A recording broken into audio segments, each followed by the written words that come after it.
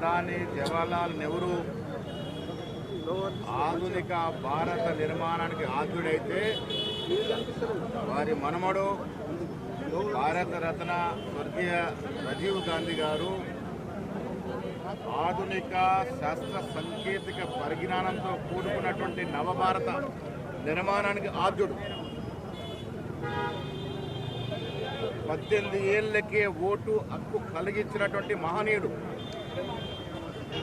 ఈ దేశంలో యువతరం దేశ నిర్మాణంలో భాగస్వామ్యం కావాలని ఆనాడు 21 సంవత్సరం నుంచి 18 ఏళ్లకే ఓటు హక్కు కలిగిస్తే ఇవాళ బీజేపీ ప్రభుత్వం ఓట్లను కాలరాస్తూ ఉంది. శాస్త్ర సాంకేతికంగా 21వ శతాబ్దంలోకి విజయవంతంగా పోవాలనే కలలు కని అవి నెరవేరే సమయంలోనే వారు స్వర్గస్థులవ్వడం ఈ దేశ యువతరానికి పెద్ద నష్టం. వారు బ్రతుకుంటుంటే ఈ దేశం శాస్త్ర సాంకేతికంగా ఇంకా ముందు ఉండేది. ఇవాళ మనం వాడుతున్న సెల్ ఫోన్లు, కంప్యూటర్లు, ల్యాప్టాప్లు, శాటిలైట్లు అన్నీ కూడా వారు దూరదృష్టితో 85, 86 ప్రాంతంలో దాదాపు 30-31 సంవత్సరాల క్రితం, 40 సంవత్సరాల క్రితం దూరదృష్టితో మరి ఈ దేశానికి శాస్త్ర సాంకేతిక పరిజ్ఞానాన్ని తీసుకొచ్చారు. కాబట్టి ఇవాళ సుఖంగా సంతోషంగా అరచేతుల ప్రపంచాన్ని చూడగలుగుతా ఉన్నాం. నెక్స్ట్ కల్మషుడు త్యాగధనుడు గాంధీ కుటుంబం ఇవాళ శ్రీమతి ఇందిరా గాంధీ గారు కానీ రాజీవ్ గాంధీ గారని దేశం కోసం ప్రాణత్యాగం చేశారు. ఇవాళ కొత్తగా వచ్చినటువంటి కేంద్రంలో ప్రభుత్వం వారు స్వాతంత్రోద్యమం గురించి, త్యాగాల గురించి మాకు చెప్తా ఉన్నారు. స్వాతంత్రోద్యమంలో బీజేపీ, ఆర్ఎస్ వేసి పాత్ర లేదు. ఒక్కరంటే ఒకరు త్యాగం చేసిన పాపాన పోలే. వారు త్యాగాల గురించి, దేశభక్తి గురించి కాంగ్రెస్ నాయకులు చెప్పడం విడ్డూరంగా ఉంది. ఇవాళ రాజీవ్ గాంధీ గారిని స్మరించుకుంటూ మా జిల్లా కాంగ్రెస్ కమిటీలు ఇవాళ ప్రతి జిల్లాలో, ప్రతి మండలంలో 18 ఏళ్ళు నిండినటువంటి యువకుల్ని ఫామ్ 6 భరించి వాళ్ళని ఓటర్లుగా నమోదు చేసే కార్యక్రమం చేస్తూ ఉన్నాం. ఈ రకంగా వారి ఆత్మకు శాంతి కలుగుద్ది. వారు కల్పించినటువంటి 18 ఏళ్ళ ఓటు హక్కు సద్వినియోగం చేసుకోవాల్సిందిగా ఈ రాష్ట్ర యువతరానికి విజ్ఞప్తి చేస్తాం. అందుకే వారి తల్లి గారు మాకు అత్యంత గౌరవమైనటువంటి సురేఖ గారికి వివరణ అడిగినాము. వారు వివరణ ఇచ్చిన తర్వాత తదుపరి ఏం చేయాలో ఆలోచిద్దాం. కాంగ్రెస్ పార్టీ ప్రజాస్వామిక స్వేచ్ఛ ఉన్న పార్టీ. ఆ ప్రజాస్వామిక స్వేచ్ఛని సరైన మార్గంలో వాడుకుంటే బాగుంటుంది. హద్దులు మీరి గీతలు దాటితే ఎంతటి పెద్దవారైనా పార్టీ నియామకాల ప్రకారం ఉపేక్షించేది ఉండదు.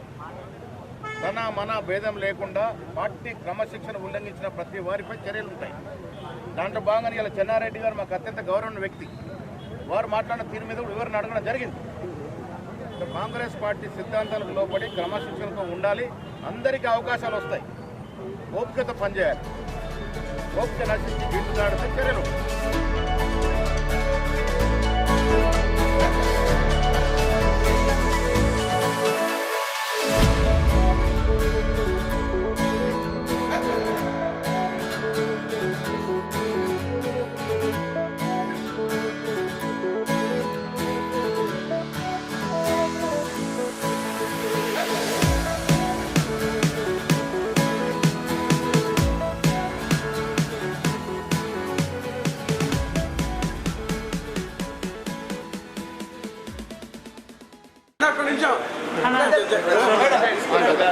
राजीव गांधी, राजीव गांधी, कांग्रेस पार्टी जिंदाबाद। जब तक सूरज चांद रहेगा, जब तक सूरज चांद रहेगा, राजीव गांधी है।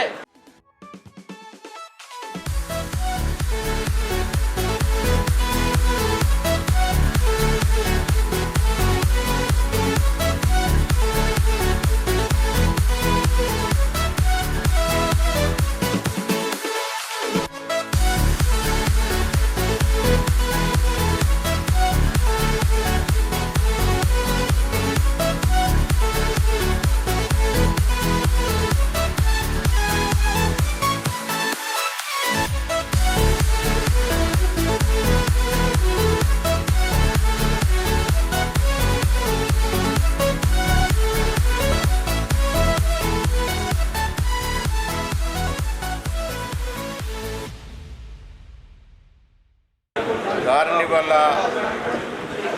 స్మరించుకోవడం, వారి దేశంలో పుట్టినటువంటి మహానుభావుడు, భారత రత్న తాతగారైనటువంటి జవహర్లాల్ నెహ్రూ గారు నవభారత నిర్మాణానికి అహర్నిశలు కృషి చేసి బాట వేస్తే ఆధునిక సాంకేతిక పరిజ్ఞానంతో యువ భారతాన్ని రాజీవ్ గాంధీ కోరుకున్నారు. అన్ని అంగులతో శాస్త్ర సాంకేతిక పరిజ్ఞానంతో 21వ శతాబ్దంలోకి అడుగుడాలని అహర్నిశలు కలలు కన్నటువంటి మహానుభావుడు 21వ శతాబ్దం చూడకుండానే మన నుండి దూరమైనారు. ఇవాళ మనం అరచేతుల ప్రపంచం చూస్తూ ఉన్నాం. సెల్ ఫోన్లో శాటిలైట్ ప్రయోగాలతో టీవీలు చూస్తూ ఉన్నాం. రకరకాల శాస్త్ర సాంకేతిక పరిజ్ఞానాన్ని వాడుకుంటూ ఉన్నాం. ఇవన్నీ కూడా ఆనాడు దాదాపు 35 ఏళ్ల క్రితం రాజీవ్ గాంధీ గారు దూరదృష్టితో ప్రణాళిక వేసి ఈ దేశానికి అత్యాధునిక శాస్త్ర సాంకేతిక నైపుణ్యాన్ని తీసుకొచ్చినటువంటి మహానుభావుడు. దానికి తోడు గ్రామీణ వ్యవస్థ బాగుపడాలని 72, 73 అమెండ్మెంట్ తీసుకొచ్చి స్థానిక సంస్థల్లో మహిళలకు రిజర్వేషన్ కల్పించి నేరుగా ఢిల్లీ నుంచి నిధులు వచ్చే విధంగా ప్రయత్నం చేసినటువంటి మహానుభావుడు. వాళ్ళ యువతరం ఈ దేశ నిర్మాణంలో భాగం కావాలని 21 ఏళ్ల నుంచి 18 ఏళ్ళకి ఓటు వయసు కుదించి యువతరాన్ని దేశ నిర్మాణంలో భాగస్వామ్యం చేసిన మహానుభావుడు. ఆయన యువతరాన్ని దేశ నిర్మాణంలో భాగస్వామ్యం చేస్తే అర్హతగలిగిన పౌరుల ఓట్లని వాళ్ళ బీజేపీ ప్రభుత్వం తీసేస్తూ ఉంది. అందుకే ఈ రోజున రాజీవ్ గాంధీ గారు స్మరించుకుంటూ మేము 18 ఏళ్ళు నిండిన యువకుల్ని ఫామ్ 6 ద్వారా ఓటర్లుగా చేయించే కార్యక్రమం ప్రతి జిల్లాలో చేపడతా ఉన్నాం. యావత్ తెలంగాణ వ్యాప్తంగా ఇవాళ 18 ఏళ్ళ వయసున్న వ్యక్తుల్ని ఓటర్లుగా నమోదు చేస్తూ ఉన్నాం. ఇదే నిజమైన నివాళులు రాజీవ్ గాంధీ గారికి అనే మాట చెప్తా ఉన్నాం. గాంధీ ఫ్యామిలీ, గాంధీ కుటుంబం అంటే త్యాగం. ఇందిరాగాంధీ, రాజీవ్ గాంధీ త్యాగం వల్ల దేశానికి ఎంతో స్ఫూర్తినిచ్చారు.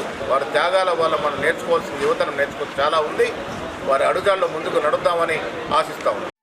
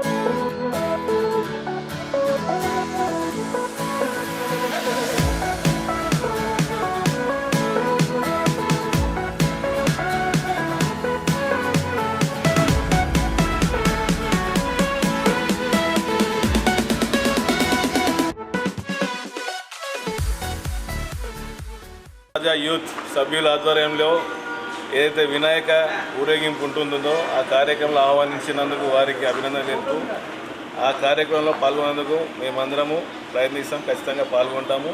ఆ గణేష్ మహారాజ్ ఆశీస్సులు నిజామాబాద్ నగరం పైన అలాగే కసాపల్లి యూత్ పైన ఉండాలని కోరుకుంటూ అందరికీ అభినందనలు.